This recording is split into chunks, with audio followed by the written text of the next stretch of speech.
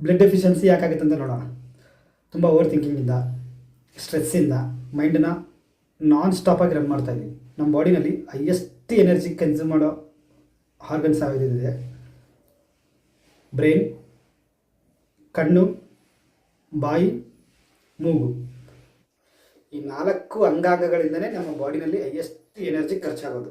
ಇನ್ನೂ ಒಂದಿದೆ, ಅದು ಏನಂತ ಆಮೇಲೆ ಹೇಳ್ತೀನಿ.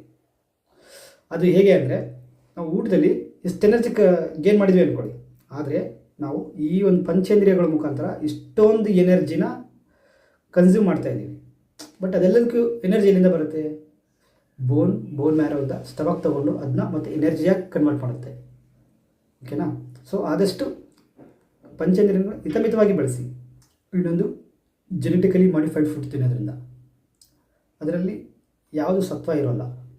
ಫಾರ್ ಎಕ್ಸಾಂಪಲ್, ಯಾವುದೇ ಥರದ ಹಣ್ಣು ತಿನ್ನಿ, ನೀವು ಹಣ್ಣು ತಿಂದ ಕೂಡಲೇ ಇಂಡೈಜೆಷನ್ ಸ್ಟಾರ್ಟ್ ಆಗಿಬಿಡುತ್ತೆ, ಬ್ಲೋಟಿಂಗ್ ಸ್ಟಾರ್ಟ್ ಆಗುತ್ತೆ, ಎಸಿಡಿಟಿ ಸ್ಟಾರ್ಟ್ ಆಗುತ್ತೆ. ಯಾಕಂದರೆ ಪ್ರತಿಯೊಂದು ನಮ್ಮ ಹಣ್ಣುಗಳಲ್ಲಿ ಹುಳಿ ಅಂಶ ಇರಬೇಕು. ಹುಳಿ ಅಂದರೆ ಏನು? ವಿಂಡು, ಚಲನೆ ಇರಬೇಕು.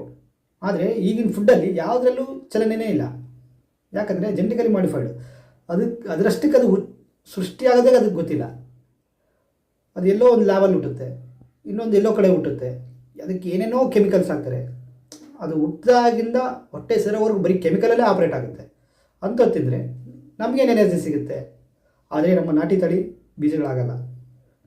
ನೀವು ಅದನ್ನು ತಗೊಂಡೋಗಿ ಯಾವುದೇ ಬೆಟ್ಟದಲ್ಲಿ ಹಾಕಿ, ಯಾವುದೋ ಒಂದು ಭೂಮಿ ಮೇಲೆ ಹಾಕಿ, ನೀವು ಎಲ್ಲೇ ಒಂದು ಕಡೆ ಬಿಸಾಕಿ, ಅದಷ್ಟಕ್ಕೆ ಅದು ಬೆಳೆಯುತ್ತೆ. ಜಸ್ಟ್ ಅದಕ್ಕೆ ಒಂದು ಸ್ವಲ್ಪ ನೀರು ಬಿದ್ದರೆ ಸಾಕು. ಅದು ಮಳೆ ನೀರು ಬಿದ್ದರೆ ಅಂತೂ ಇನ್ನೂ ಅಮೃತ ಅದಕ್ಕೆ.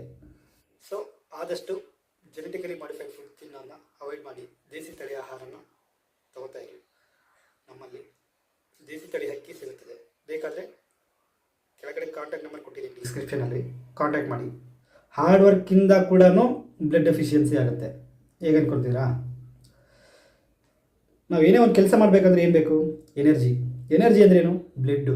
ನೀವು ಯಾವಾಗ ಎಕ್ಸಸ್ ಕೆಲಸ ಮಾಡ್ತೀರೋ ಅವಾಗ ನಮಗೆ ಎಕ್ಸಸ್ ಆಗಿ ಬ್ಲಡ್ ಖರ್ಚಾಗ್ತಾ ಹೋಗುತ್ತೆ. ಅವಾಗ ಬ್ಲಡ್ ಡೌನ್ ಆಗುತ್ತೆ. ಬ್ಲಡ್ಗೆ ಏನಾಗಬೇಕಂದ್ರೆ ಕ್ವಾಲಿಟಿ ಫುಡ್ ನೀವು ಕೊಡ್ತಾ ಇಲ್ಲ.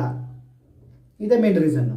ಇನ್ನೊಂದು, ನಮ್ಮ ಬಾಡಿನಲ್ಲಿ ಹೈಯೆಸ್ಟಾಗಿ ಎನರ್ಜಿ ಲಾಸ್ ಮಾಡುವಂಥ ಒಂದು ಯಾವುದಾದ್ರೂ ಕ್ರಿಯೆ ಇದೆ ಅಂತಂದರೆ ಅದು ಸೆಕ್ಸ್ ಮಾತ್ರ. ಇದರಲ್ಲೇ ಒಬ್ಬ ಮನುಷ್ಯ ಹೈಯೆಸ್ಟಾಗಿ ಎನರ್ಜಿ ಲಾಸ್ ಮಾಡ್ಕೊತಾನೆ.